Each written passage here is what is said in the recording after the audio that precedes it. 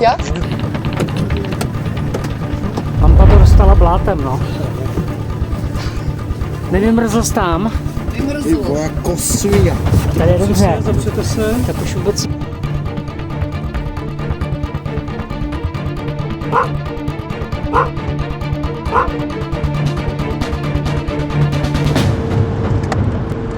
To všechno zapomněla. Tak hezký den, dámy a pánové, vítáme vás u dalšího dílu našeho videocastu Serepes. A hned na začátek jsme vám chtěli moc poděkovat za odběry, komentáře, lajky, jak na YouTube, tak na Spotify. Jsme rádi, že vás obsah baví a jako Serepesky máte od nás nehynoucí dík. Dneska jedeme na místo, které je tajné, takže vám neřekneme, kde se bude natáčet, ale o to víc doufáme, že obsah bude zajímavější, akčnější a bude to jako vždycky velkou výzvou, jak pro nás, tak pro naše hostitele, protože každý díl je čirá improvizace. A Týko, vlastně za kým jedeme? Můžeš nám to říct? Jedeme za mýma kamarádama Rixem a Pažoutem. Ano, slyšíte dobře, Pažoutem. Protože kluky budeme oslovovat jenom jejich přezdívkama. Stejně tak, jako nechceme říkat, kam jedeme, tak ani nebudeme říkat, jak se jmenujou. A Je to celé utajené. Je to celé utajené. A kluci patří k organizaci Team for Ukraine. Tahle organizace vznikla v roce 2014 a pomáhá vlastně dovážet na Ukrajinu humanitární pomoc, pomáhá i vybraným jednotkám, které jsou na frontě, má celou řadu ocenění. Takže tam se blížíme, natočíme, sestříháme a vy uvidíte. Jo? A zatím se mějte krásně, pa, pa, pa.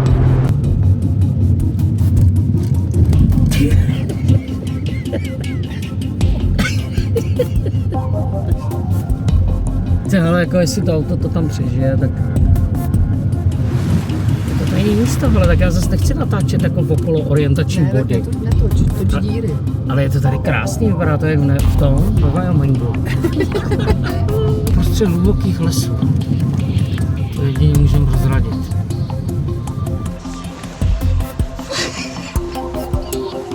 Ahoj. Čau. Tak děkujem, kluci. Hele, mě musí zrovna... Hello, hezký den. Ahoj. Ahoj. Ahoj. Máš se? Skvěle. Erika, Rix, těší mě. Tak, Kuba, vy jste se viděli. Kuba je moje druhá ruka při natáčení. Strašně moc rádi. Ano. A máme tady Rádi, můžeš klidně. Máme tady, že jste nám to takhle jako povolili a dovolili, takže jako dělám zkoušku mikrofonu teď, jo, takže všichni něco hezky řekněte. La. Něco? 10, 20, 30, narodil se prcek. Co kdo? Co to spičuje? Na Ukrajině. Říká se v Ukrajině? Správně, je to tak. To je stejný jako já říkám Žižkově a říká se na Žižkově. Ono je to takový, že snad já jsem se na to někdo ptal a ono je to snad jakoby oboje je v pořádku. Jako, jo. Já budu říkat V. Teď se hodně říká V. V. Co? V je víc in. V je víc in. V Ukrajině. Když říkám na Ukrajině celý život, takže se říká v Ukrajině, nebo teď To jsem stejně... 7.1. Jsme online chvilku. Jsme online. Můžeme se přivítat. Tak se tady vítáme. Hezký den. Vítáme tady Pažouta a Rixe. Děkujeme moc, že jste nás vzali na tohleto tajemné místo. Rádi. A řekněte nám teda, kde jsme, a teď nemyslím adresu. Kde jsme a proč? Tak jsme na tréninkovém polygonu, kde se dají dobře zkoušet různé věci s autama terénníma a s jinýma věcma, které jsou vhodné pro nějaké military aktivity. Ano. Tak. Říkáš tak. Ano, je to jako Ano, je to tak. pravda, ano. Tak je podle mě ukrajinsky ano. Tak. Tak? No, takže tak. No tak super. Za náma je tady nějaký autíčko Defender. Kluci, já, když jsem se dívala na vaše stránky, ne, že bychom se neznali úplně, jak už sám dres napovídá, který mám od vás, a děkuju. Vy máte obrovský záběr aktivit, vlastně co všechno děláte na pomoc Ukrajině. Team for Ukraine vzniklo v roce 2014, nebo se tak nějak začalo formovat, Je to tak. ale oficiálně až v roce 2023, mám pocit. Mám pocit, že to je 2017 nebo 2018 vznikl spolek. Spolek Jo? s tímto názvem. Jo, v tom roce 2014-15 tak to vlastně začali, jak jim říkáme familiárně, otci zakladatelé Po Majdanu. řešit prostě Ukrajinu, začali tam prostě realizovat nějaký projekty pod různýma organizacema, ať už to byla kyberbezpečnost nebo nějaká rekonstrukce té státní správy, policie, pomoc výcvikem a podobné věci. A jedním z těch otců zakladatelů je Tomáš Lídr, náš odborník přes kyberbezpečnost, Petr Pojman, který ho všichni znají z Velkého vlasteneckého výletu, anebo třeba Jan Lipavský, bývalý ministr zahraničních věcí.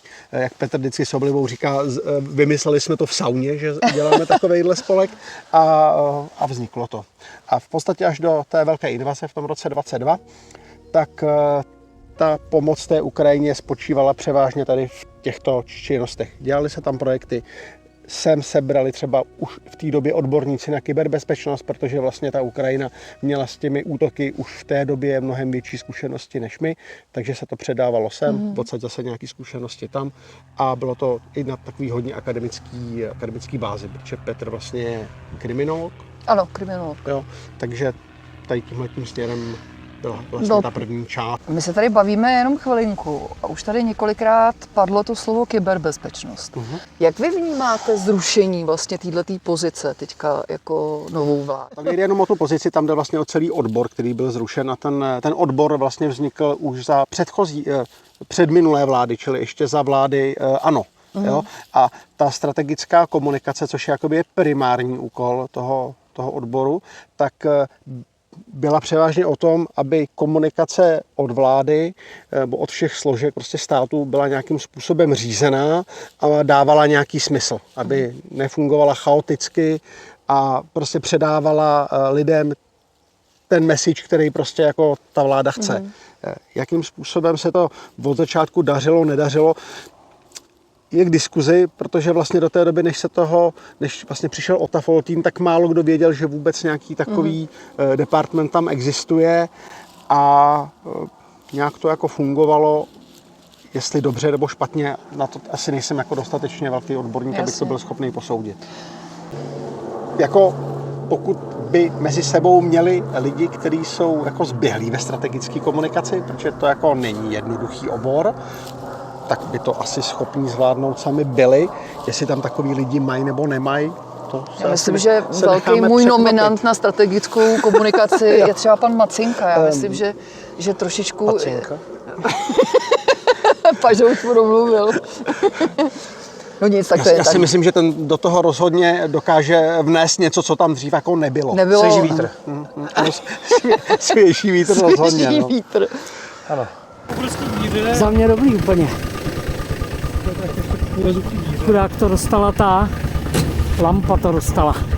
Nevymrzl jsi tam? Vymrzl. Jako svíja. A tady je dobře. Zapřete se, Tak už vůbec nikam nechoď. zapřete se mezi sebou, Jo. tak to ostro. Tak co? Tak a teď si to užijete ještě. Jo. Zádama.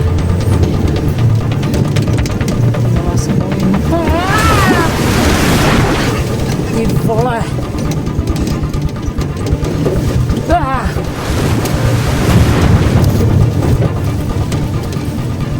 Tak my máme za sebou tady toho krásného Defendera a prostě se zabýváš taky tím, nebo nejenom ty, ale že vlastně přestavujete auta na to, aby mohli vozit z fronty třeba zraněný vojáky. No, máme projekt 4 Hammerů, na který už jako reálně 2 auta už jsme dodali, viď, Rixi? Je to tak? Auta měly poetický názvy. Jeden se jmenoval Golem a druhý čtyřlístek. Golem bylo kvůli tomu, že prostě vážil skoro 6 tun po pancéřování. A druhý byl čtyřlístek, protože měl 4 kvality. Normální Hammer má 3 kvality a je to automat. No, planetový převodce, hydrodynamický měnič. Taky blbozdorný, prostě zvládne to i pole idiot. Jak dlouho trvá třeba přestavět takhle auto, aby bylo teda použitelný a mohli jste ho takhle odevzdat na Po víkendech půl roku. Ono tam nešlo jenom o to, že by se prostě tak teďka jdeme stavět auto a hurá, jo.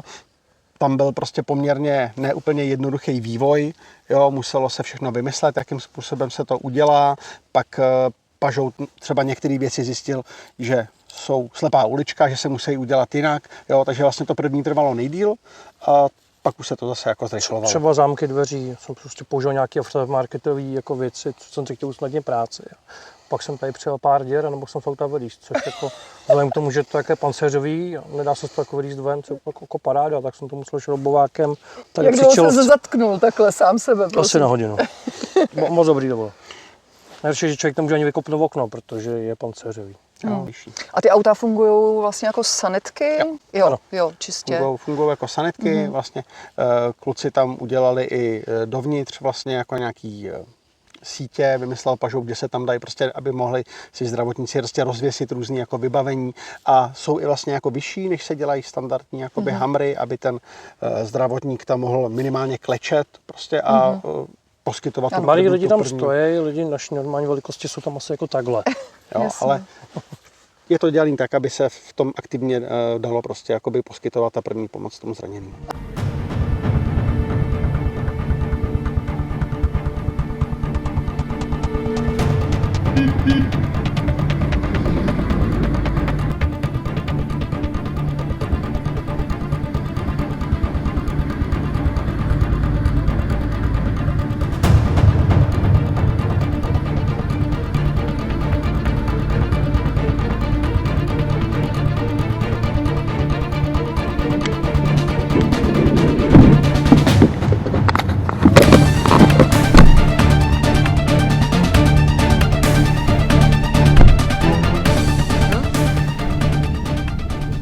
A máte nějaký feedback z Ukrajiny? To je vlastně jakoby, už jakoby druhá fáze projektu. My jsme tam před 2,5 lety, skoro 3 lety jsme tam dodali vlastně první 3 auta.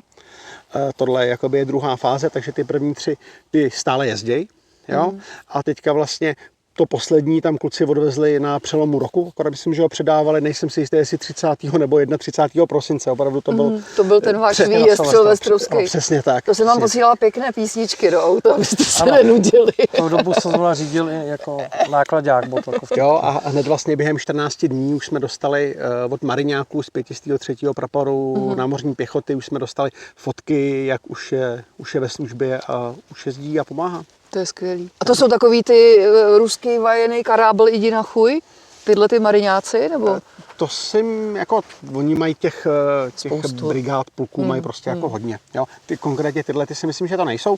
Tyhle pocházejí původně z Mariupolu a právě účastnili se té velké vlastně bitvy na začátku v Mariupolu, v Azovstalu a i spousta z nich na začátku skončila v ruském zajetí. Jsou tam doteď, ne? Někteří se vrátili při nějakých výměnách, ale někteří tam stále vlastně jsou, takže což budou za chvilku skoro 4 roky.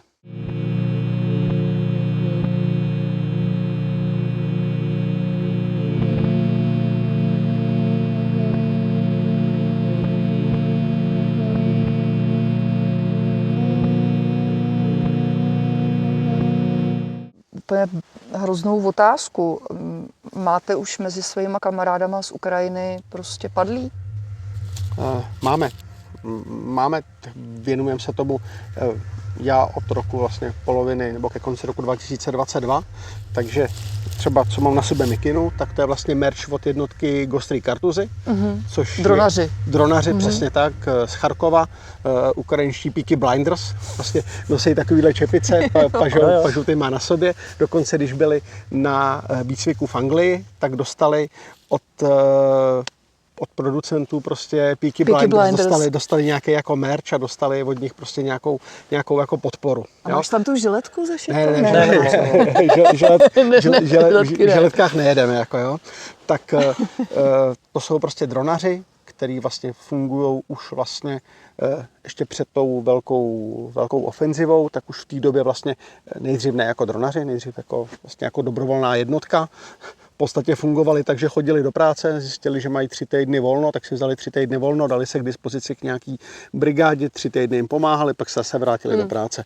A teďka asi poslední rok a půl už jsou součástí pravidelné armády a jako dronaři jsou jako velmi efektivní, mají za sebou stovky a stovky zneškodněných Rusů a zrovna oni, teď to bude rok, nebo byl to rok, kdy přišli o svého velitele, který padl, bohužel, při jedné z operací. Tak. Trefil ho dron, myslím, že měl fatální následky. Umřel po 3 dnech v nemocnici.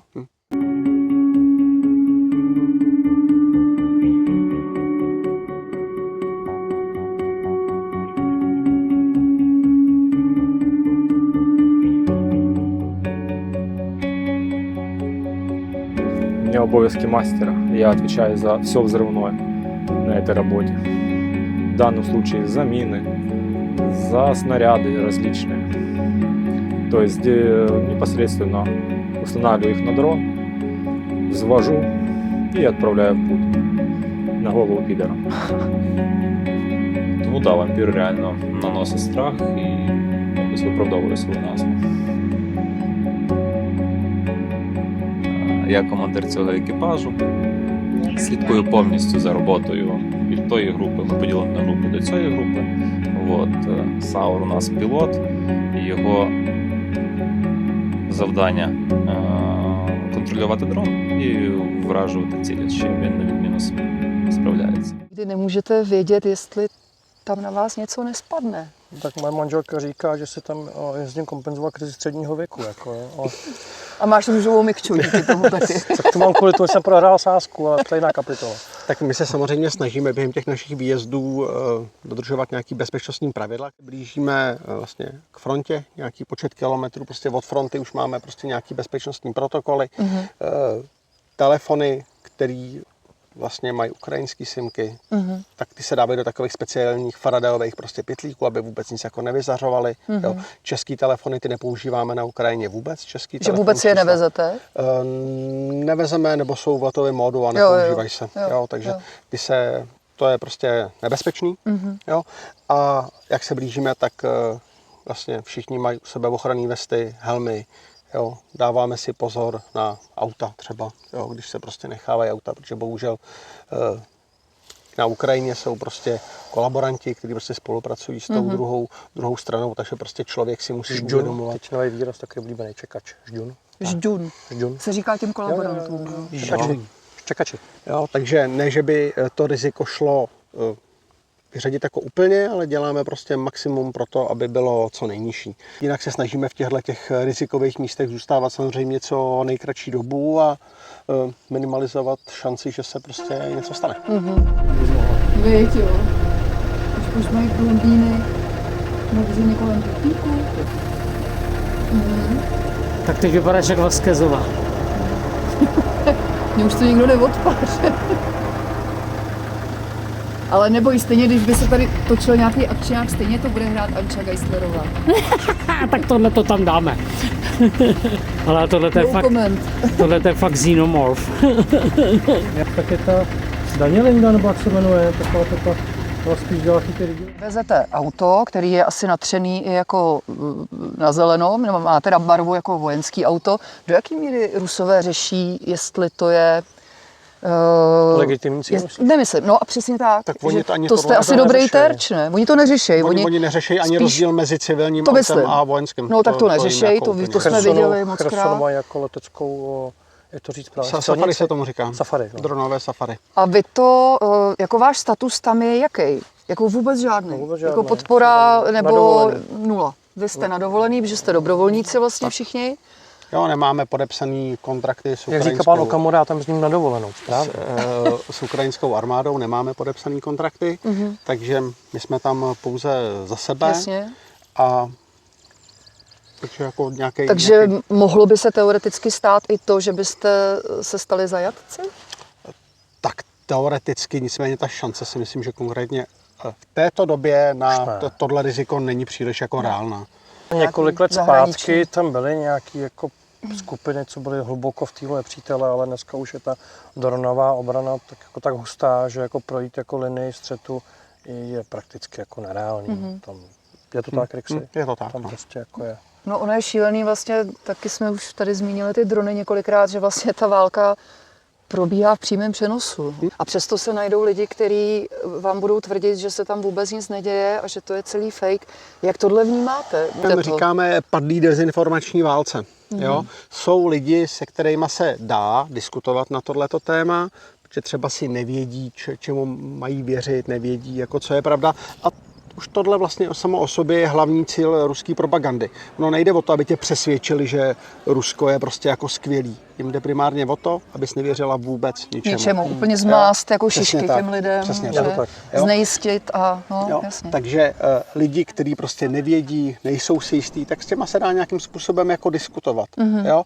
Ale pokud ty lidi začnou vytahovat biolaboratoře, jo, a Zelenský, kokain, prostě a takovýhle prostě jako.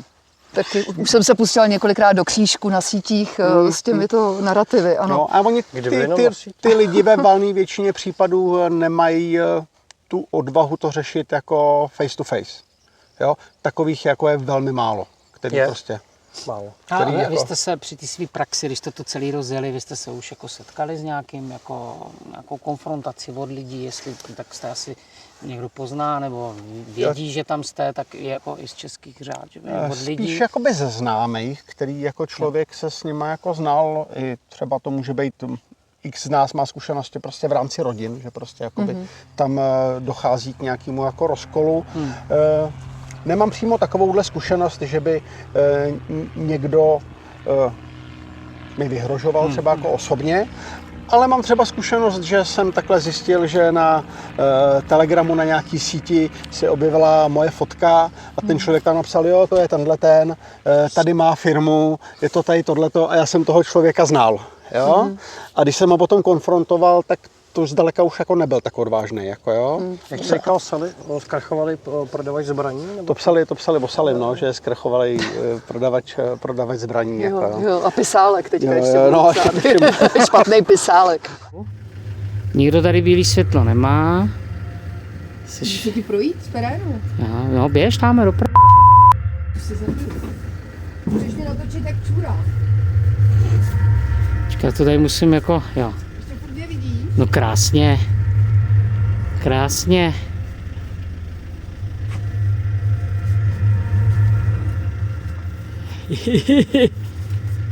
Teď jsi úplně ozářená. Není to úplně ostrý, ale to nevadí.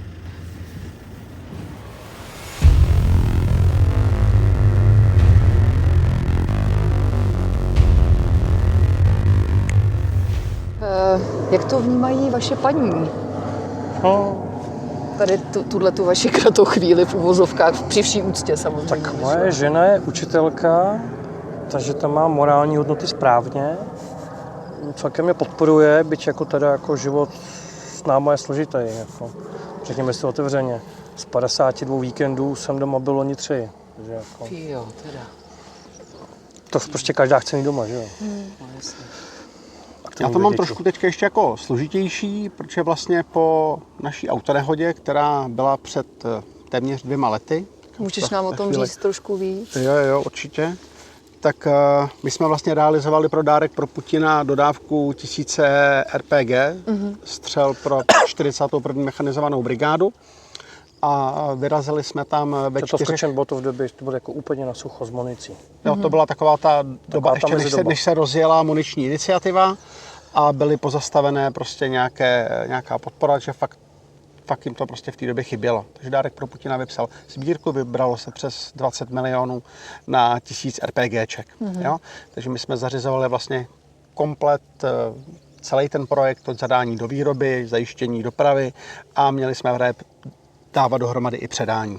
Takže jsme vlastně 4 posádka jednoho auta byli na Ukrajině ještě o den dřív, aby jsme všechno připravili. A byli jsme v té době kus za Záporožím. Předali jsme ještě jedné jednotce pomoc. Vlastně to byla jednotka, se kterou jsme poprvé se jako viděli, jak jsme jim přidali pomoc. A protože už bylo večer, tak oni, ať u nich přespíme, ať nejezdíme na noc, že to není moc jako bezpečný.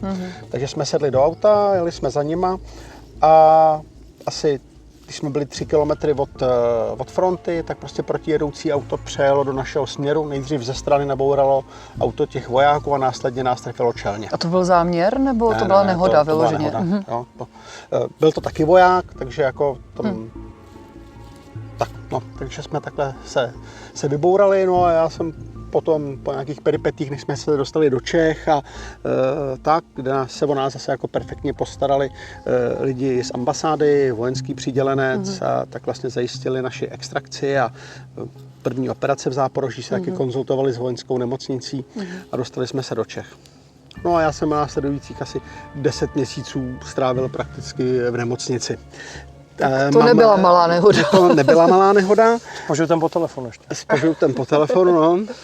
A žena byla prostě skoro rok sama doma, já mám docela dost dětí, takže ten rok pro ní byl jako velmi intenzivní. Takže aktuálně na Ukrajinu já nejezdím, protože jsem měl prasklou pánev, endoprotézu kyčle jsem musel jako absolvovat a celkem 3 operace, no, takže... Tak držíme pěstí, ať se No, to dá děkuju. úplně dokupy. To určitě. No. Vy už jste tady taky zmínili dárek pro Putina. Jasně? Jak moc, kluci, vy jako spolupracujete? Nejste konkurenční, že jo? Vy jste prostě, jak jsem pochopila na vašem výročním zasedání, kam jste mě teda, já jsem si toho tak vážila, pozvali, teda už na neveřejnou část, tak tam vlastně vy jste tak jako hodně promíchaný, že tam byli kluci odtamtať, vy, takže spolupracujete. Spolupracujeme, kluci jsou naprosto nedostižní v marketingu, jaký prostě dokážou udělat kampaně, jak dokážou oslavit lidi a my jsme zase docela šikovní, takže jim můžeme prostě s některýma projektama pomoct. Z realizací. Přesně tak, jo. Takže jak už jsme zmiňovali ty RPGčka, pak jsme pro ně komplet zajišťovali vlastně operaci Božena, kdy se vlastně dodával odminovávací stroj na Ukrajinu. Jo?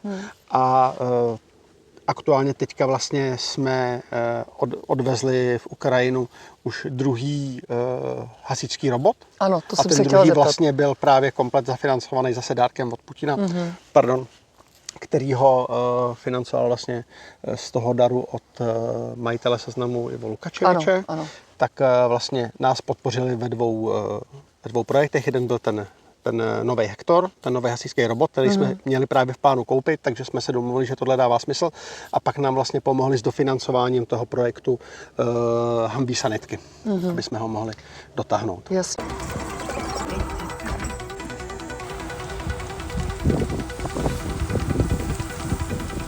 Já vás zdravím, my jsme Team for Ukraine, tohle je požární robot Hektor a my ho díky vaší podpoře brzo odvezeme charkovským hasičům, kde jim pomůže zasahovat v kritických situacích a míst, kde hrozí další výbuch. A na Doniu máte poslední týden na to, abyste přispěli a pomohli svým kolegům charkovským hasičům. Tak dík. Dík. Se stává často, že jo, v Ukrajině, že prostě je nějaký letecký útok, přijedou tam hasiči, přijedou tam záchranáři a ti Rusové se nehambí udělat sekundární útok. Je to taková pěkná teroristická akce. Je to taková double tap, ano, děkuju. A prostě zaútočí ještě na ty záchranáře nebo hasiče. Jakým systémem fungují třeba zrovna tady tyhle ty robůtci? Já se to viděla, to je takový červený, hezký, vypadá to jako takový ty, co jezdí na Marsu. Tak jak moc oni dokážou pomoct těm hasičům? Tady, aby se minimalizovaly třeba ty případy toho double tapu. Dvojitý úder. Ano. Každopádně ta věc je schopná za sebou táhnout, já nejsem přímo hasič, ale trošku jsem to věděl. Dokáže, ten robot za sebou táhne proudnici, hadici, a je schopný přijet na nebezpečné místo a tam jako dohašovat. Nevadí mu tolik teplo, což je prostě jako mokrý hasič je v tahu. No a teď hlavně tam nemusí líst ten hasič, který krom toho, že má svůj výstroj, tak tomu má ještě 15 klovů na průčnou listu, což je jako kvůli střepinám. Má to na sobě kameru, takže prostě oni to jsou schopní prostě ovládat přes joystick jako na nějakou delší vzdálenost. A není to jenom kvůli tady těm dvojitým úderům, ale i třeba, když by bylo nebezpečí třeba výbuchu nějaký munice nebo prostě něco podobného, tak je prostě pro ně bezpečnější tam poslat toho robota. Jak že se jmenuje? Hektor. Hektor.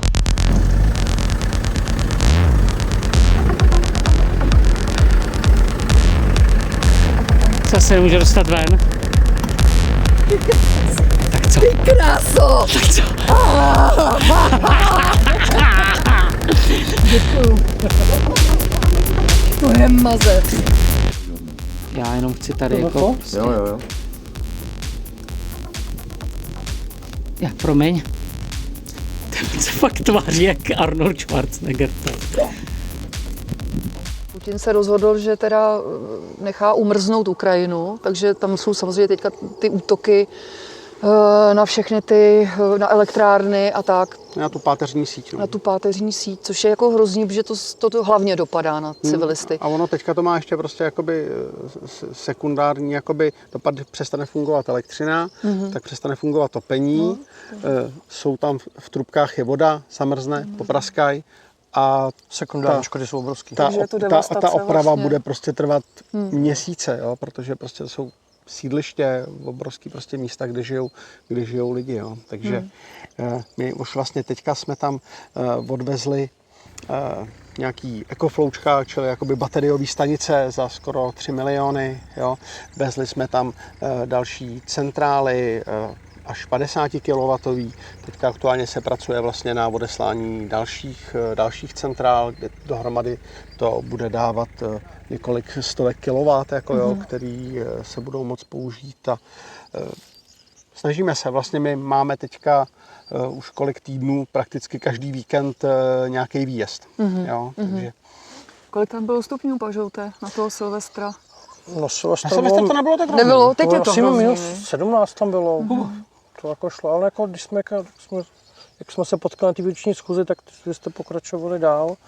A já jsem sedl do auta, jeli jsme do toho Kyjeva, tak po cestě sám byla žárovka a když jsem se tam nevešel v bundě, tak jsem minus 25 musel vyndavat žárovku v tričku a bylo to nejdelších 6 minut mého života. Jako. Minus 25. Jo, hrozná zima. Jak vy vnímáte náladu na Ukrajině? Nebo Ono to bude jako hodně podobný jako u nás. Jako u jo? nás? Že třeba na té západní Ukrajině, tak tam už taky jako se občas ozývají takový, jako že ty lidi jsou jako z toho unavení. Některý. Jo? Ale obecně prostě, když se jako těch lidí zeptáte, tak furt jsou prostě jako odhodlaní. Jo? To je za mě úplně úžasná jako vlastně vlastnost, že furt si většina těch lidí uvědomuje, že pro ně je to existenční válka. Ano. Že prostě oni to neberou, no, tak prostě to necháme těm Rusům a ono to nějak dopadne. Oni nechtějí mít ruskou občanku. Prostě. No tam jako jde o to, že spousta z nich by tu ruskou občanku ani jako neměla. To je pravda, jo? by nestihli. Já bych se trochu vrátil zpátky, jak jsi zmiňovala, že vlastně ta podpora u nás na začátku byla jako obrovská, tak já to jako nepociťuju, že by ta podpora té Ukrajiny se nějakým jako markantním způsobem změnila. No, Když se podíváš třeba teďka na tu velkou sbírku, co udělal Dárek pro Putina, je neuvěřitelný, kolik na se tu vybralo. energetiku. Kolik Přesně to bylo? Za pár dní prostě? Myslím, To... že 170 minulé, ono se to milionů, furt jako jako- pohybuje. Jo? No, Ale to není jako jediná sbírka, těch sbírek je tam prostě jako spousta. Jo? Spoustě těm lidem to jako není jedno, ta situace. A já si troufnu říct, nebudu se asi bavit o nějakých jakoby stranách, které jsou za mě už jako takový ortodoxnější, prostě nějakým směrem, když ne přímo pro ruský, tak velmi inklinující k Rusku. Tak jako za mě je určitě, jsem si tím jistý, že i mezi voličema ano, tak jsou prostě lidi, kteří tu Ukrajinu podporují. I někteří ministři jo, mluví naprosto jednoznačně tady v tomhletom. Jo. Takže tam jde spíš o to, si myslím, že pro spoustu z nich to není až taková priorita, aby jako kvůli tomu nevolili tu stranu, kterou volili. Rozumím. Jo, protože prostě ta bývalá vláda dělala nějaké kroky, se kterými oni nesouhlasí a takhle to prostě dopadlo. No. No, už taky zmínili Petra Pojmana, který je kriminolog a zároveň on, teda v rámci i Team for Ukraine, že děláte Monitoring válečných zločinů. Monitoring válečných zločinů, děkuju ti. Jo, určitě je to důležitá věc, vlastně ty důkazy se vlastně schraňují jak ukrajinský, tak i naše bezpečnostní složky a tam vždycky záleží, v jaký je to části toho konfliktu.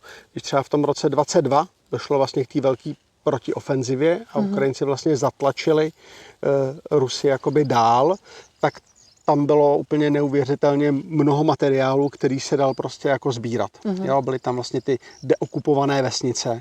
Jo, dalo se mluvit s lidmi, kteří prožili tu okupaci, tak v té době toho materiálu bylo asi ke sbírání jako nejvíc a samozřejmě počet vyšetřovatelů, kteří vědí, jakým způsobem prostě zaznamenávat výpovědi, důkazy, mají Ukrajinci omezený, takže tam byli rádi za každou pomoc.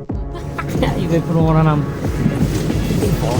To je skoro nejhorší, tady tahle různá, pak už to je jedno. Chceš vidět pořád? Ne, já jsem tady vzadu nepřipoutaná.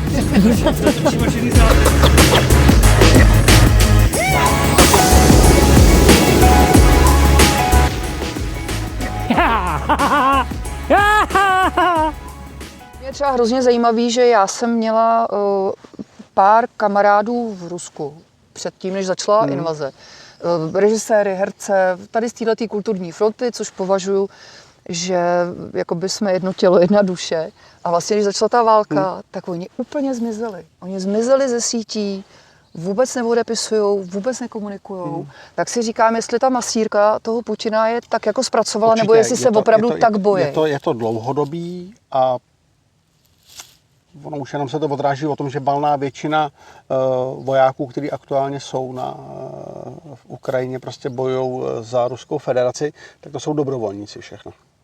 Ti vojáci, Jo. to není profi armáda. Jo, tak jako dobrovolníci, že vstoupí do té Jo, takhle, armády že jako dobrovolně prostě na nějaký ten kontrakt. Jo. A takže tam jako už Jasně, si to už- teďka jako to už nedá je říct, síto. odvedli ho prostě někde, aha. poslali na Ukrajinu. To se párkrát stalo, mám pocit, že by nasazovali nějaký odvedence, když Ukrajinci pronikli do Kursk, do kurské oblasti. Jo, tak, protože tam neměli lidi, tak nasazovali i jako brance, ale jinak tam valná většina těch vojáků, kteří působí, tak Jdou dobrovolně. Jdou prostě jako vědí, Do do té čeho armády. jdou. Prostě to množství peněz, který jim prostě ten stát nabízí, je pro ně tolik, že si řeknou, že to prostě zkusí, že to prostě spousta těch dalších jako národnostních národů prostě z celého světa, tak tam poměrně často končí tak, že jedou třeba jako do Ruska, je jim slíbená nějaká práce a ta práce třeba není legální, no, jsou zatčený a můžou si vybrat prostě. Jako, jo. Buď budou sedět, nebo budou na frontu. Rusové jako nikdy neměli problém s tím jako poslat nějaké množství lidí. Nás mnoga. Jo.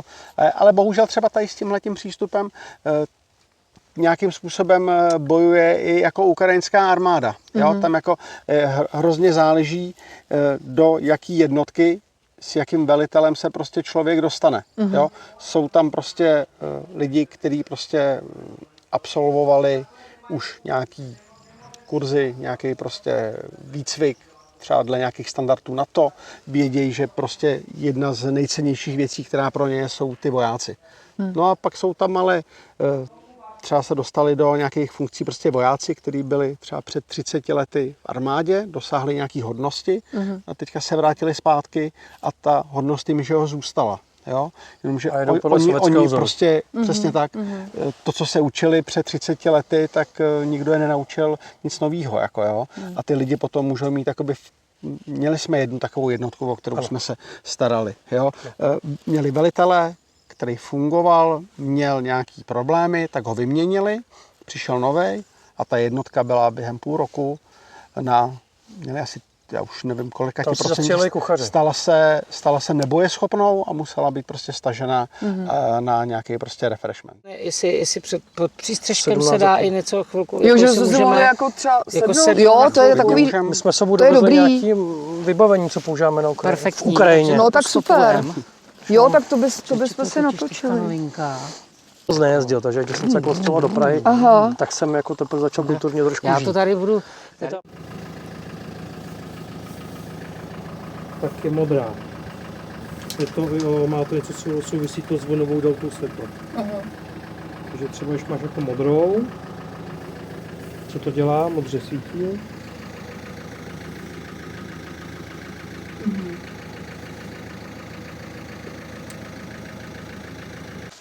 Kdy jsi naposled souložil? Třeba se můžu zeptat. A kdy poprvé? Ale jinak mám Ptáme, kdy poprvé. Mě zajímá, kdy kluci vy, jeden jak druhý, poprvé jste v sobě pocítili ten nerv a tu DNA, že teda se seberete a pojedete na Ukrajinu, nebo že budete pomáhat. Začni. Jo, tak já vlastně jsem poprvé vyjel na začátku prosince 22. roku. A bylo to na základě toho, že jsem viděl prostě, jak Sally, vlastně tomu jsme se znali nějakou dobu předtím, tak že vlastně tam jezdí pomáhat a viděl jsem, že v jeho týmu jsou i nějaký lidi, říkám, Tyovka, tohle znám a ten taky jako jezdí pomáhat, tak to bych mohl, jako, taky si myslím, jakože mě to předtím jako nenapadlo, jsem ani jako neměl zkušenosti s nějakým dobrovolničením, jako jo, tak jsem se Sallymu nabít. On říkal, OK, tak jo, a proč seš jet? Říkám, no hele, štve mě to a chci pomoct víc, než jenom prostě občas pošlu nějaký peníze někam. Říkal, no tak pojď a počítej s tím, že tě to bude srát ještě mnohem víc, než tě to jako srát teď. Když jsi insider najednou. A Kdy poprvé? Já v roce 23 a já jsem první kontakt s tím forum měl, když jsem pro ně vyráběl do Kremenčuku, bylo to balanční podložka. Mi tehdy dával Jakub. Co je balanční podložka? Lidi, co přijdou o končetinu, tak se musí jako naučit znova stát, takže prostě to je taková konstrukce, kde prostě máš možnost jako chytnout a je tam zavěšená na volno taková deska. A jelikož to bylo pro nemocnici, tak to všechno muselo být z nerezu, jsem se svařoval, jsem zámečník. A tak to jsem vyrobil a pochopitelně jako vždycky. Ale pažu, to potřebuji robit tady, to je to z fotky, uděláš to podobně, akorát to rozkládací, aby se to dalo jako dobře rozebrat. Jo, dobře. No a potřebujeme to za týden. Jo, výborně, tak dobře. No. Tak to byl první kontakt. No a pak mi volal ten samý kamarád Jakub, a že potřebuju někoho, kdo by pomáhal odvízt sanitky. To byly ty, jak jsme...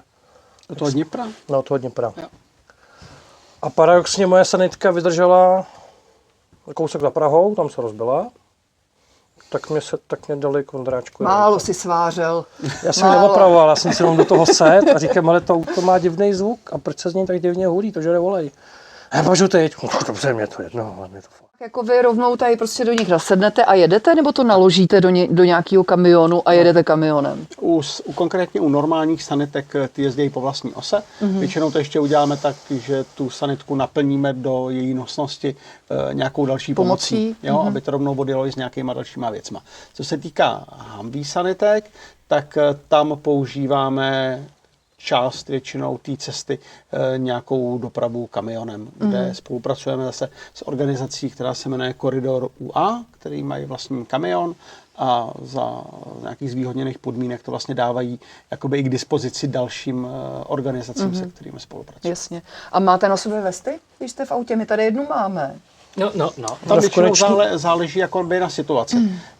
Podle toho, kam se jede, tak buď jsou ty vesty povinné nebo dobrovolné.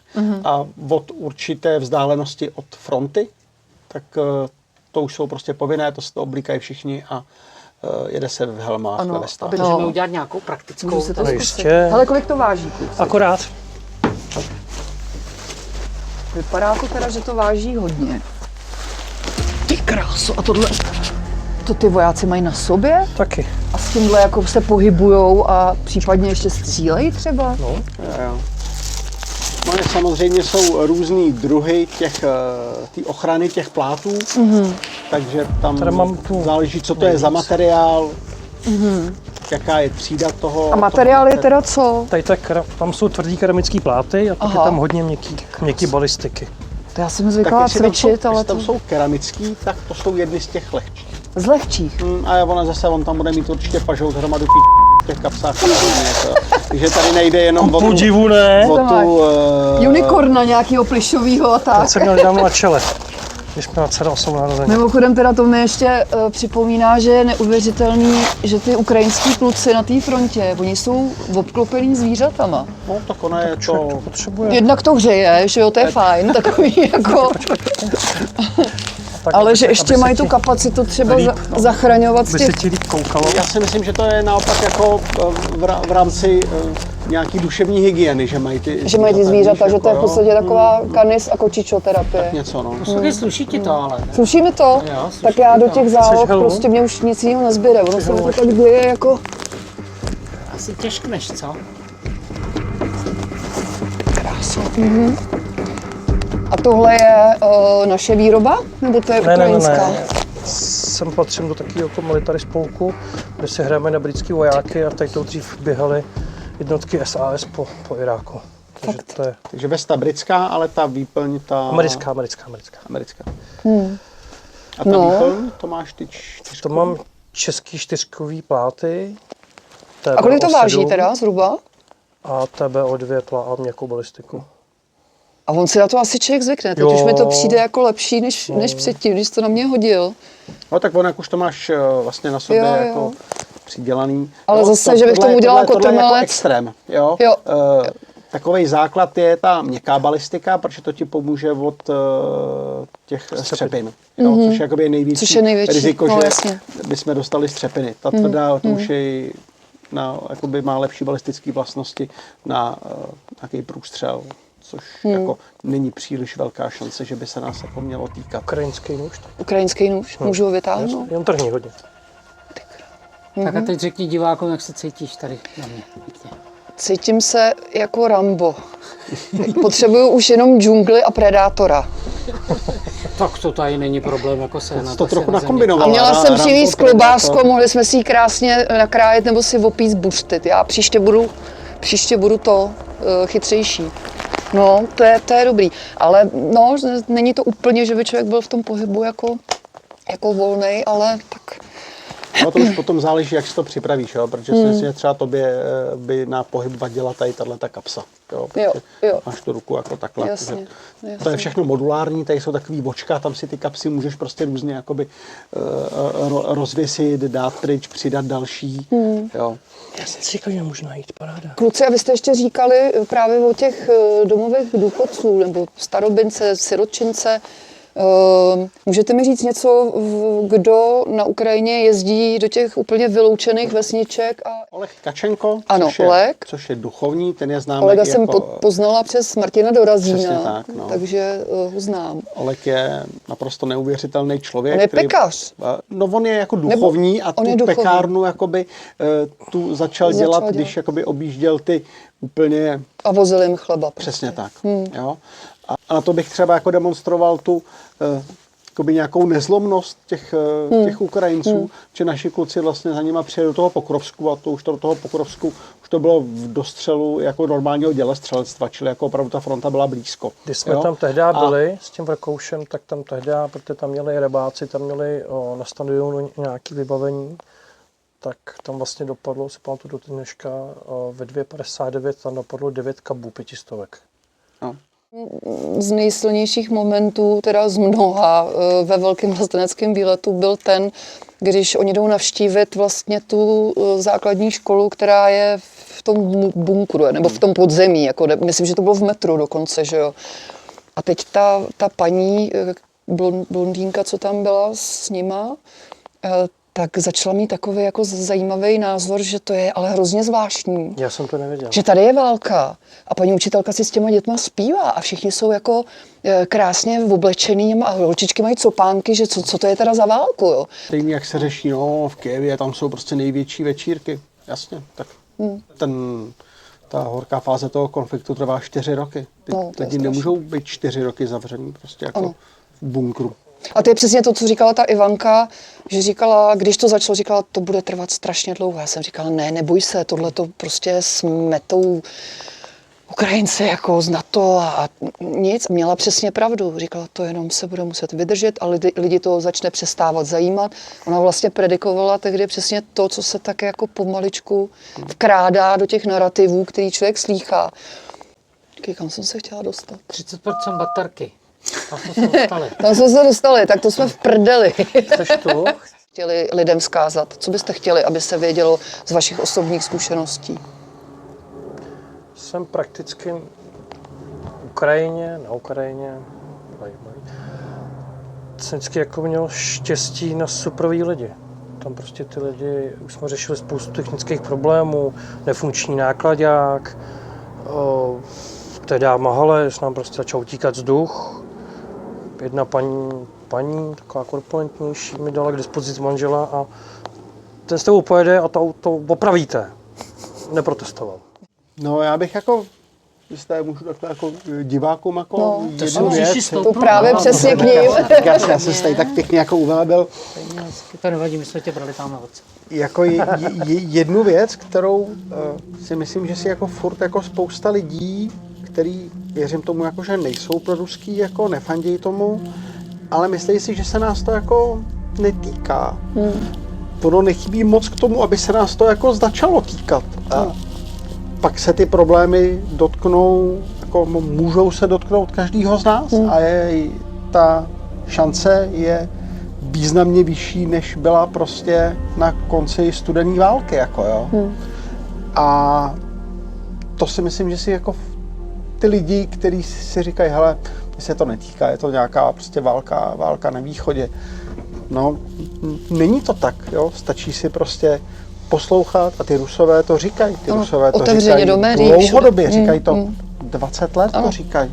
Akorát my je prostě neposloucháme, nebo si myslíme, že Nechtějí to... Nebereme je vážně. Jakoby. Nebereme je vážně. A to já třeba bych je raději vážně brala, protože ano, Putin přece do poslední chvíle tvrdil, že Ukrajinu nenapadne. V kontextu vnímáte třeba pozici pana prezidenta? Jsem měl příležitost se s panem prezidentem potkat ještě, když nejsem si jistý, jestli už byl kandidát nebo nebyl kandidát, ale bylo to právě těsně po začátku té velké invaze, kdy vlastně ke mně jako do firmy přijeli dobrovolníci, kteří vyráželi prostě s nějakou pomocí a brali od nás nějaké věci, které my jsme taky pozbírali mezi sebou a přijel tam i vlastně pan prezident a vlastně s nějakým tím jeho volebním štábem dělali nějakou dokumentaci, jak jsme se chvilku jako povídali a pak říkal, no tak pojďte, jdem nakládat.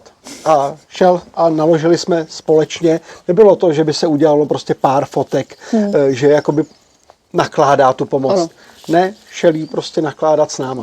A nemusel. Jo? Luci, máme takovou ještě vlezlou jednu otázku. Nejoblíbenější českou písničku. Karel Kryl, Veličenstvo kat. Hezky. Veličenstvo kat. Okay. Tyvka, jednu písničku. Ne, prosím tě, ne. Ne. Dobře, lunetiky, kterýma jsem trápil pažouta po cestě. Máme pravidlo, že kdo řídí, tak vybírá písničky. Ano. Já jsem velmi flexibilní, co se týká písniček, ale a od nich teda jako? Rychlý. Mám od nich tři rychlé písničky, se mi od nich jako líbějí. To je jako všechno. Ale ty jako to není nejoblíbenější, tím akorát trápím pažouta. Ale jinak asi aktuálně je to Ben Christoval. A ten to taky hrál. Toho pažout musel vydržet, já jsem vydržel jeho písničky, on musel vydržet moje. A těch písniček on má jako hrozně moc. Tak nějakou vybereme. Klasika Bomby, to asi. Dobře, jako, ano, jako, jedu Bomby. Já děkuju. Děkujeme. My děkujeme. Ahoj. Shledanou. Používám často. Já? Když jdu do pobáčení. Do pobáčení, já. Když jdu do fitka, vždycky tam vidím někoho, kdo má jako ruský rysy, tak zásadně jako snažím mluvit ukrajinsky. A víš, jaký je úplně skvělý slovo, jako, řekneš jako děkuju, prosím? Prosím? Nevím. Buď láska. Buď láska. To je úplně skvělý. Tak to je moto naší epizody. Sláva Ukrajiny, buď láska. Herojem sláva. Herojem sláva. Ahoj. Takže což to je za baťužek? To je baťužek, který běžně vozím. A je v něm prostě základní jako nějaké jako rozšířené lékařské vybavení, že využije při nějakém jako úrazu. No, už jsem párkrát stojí, třeba jsem byl 2 dny jenom s tím. Tak prostě jako náhradní telefon, ukazku. Baťužek poslední záchrany. No, první. Balistický brejle. A poměrně důležitá věc se prostě nářadil jako multitool, jo. To je velmi důležitá věc. Takže mám Lettermana. Yes. Takže oni furt jako budou držet prostě jako takové. Hele, zlato, měj se krásně, děkujeme, jsme v kontaktu a bylo to teda neskutečné. My máme z toho ohromný zážitek. To je mazec. Čau, díky. Jak se říká Allegre, a tak ne, informuje firma na zážitky. Já. Čau. Tak zavři to okno. Teda. Ne, já si ho tady. Já jsem si ho zavřela, tady ti to vypnu. Zavřel jsi ho? Jo. Prostě nějak jako budeme. Tak, jedeme domů. Je po natáčení na tajném místě a teda já vám řeknu, že jsem úplně normálně emočně a energeticky, jako to byl mazec. Byl to mazec. Byl mazec. Z čeho máš největší zážitek? Ale asi fakt jako, jak jsem se drkocala v tom autě, sice samozřejmě mimo to povídání, ale ta jízda tím Defenderem a celý to noční vidění a celý ten armádní čuch, který jsem mohla jako načuchnout, tak jako, teda, jako krása. A kluci jsou teda absolutně... Kluci jsou boží, krásně mluvili. Jsou to srdcaři, frajeři, jsou strašně odvážní. A samozřejmě Defender byl obrovský zážitek, ale já ještě musím říct, že vlastně když se zaslo a já jsem dostala to noční vidění, tak si vlastně člověk ještě zkusí při fantazijnit, že nad váma lítají ty drony a každý z nich může být ten poslední. Takže člověku dojde, jak strašně blízko ta válka je a jak hrozně podstatnou práci ty kluci dělají. Přesně tak. Takže děkujeme za pozornost a mějte se krásně a Viktoria. Světu mír. Světu mír.